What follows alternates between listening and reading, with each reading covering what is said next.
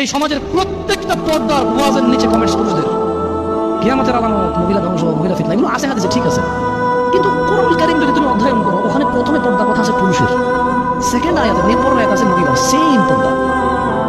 মানে ওর কথা হচ্ছে মহিলা হাঁটছে, সমাজ নষ্ট হয়েছে। কেমনে? পোলাপান ফেলফেল করে তাকাইছিল, পোলাপান যে ফেলফেল করে তাকাইছিল, ওতে পোলাপানের সমাজ নষ্ট হয়নি। তো এই সমাজের কারেক্ট মাইন্ডেড পুরুষের কি করবো আমি?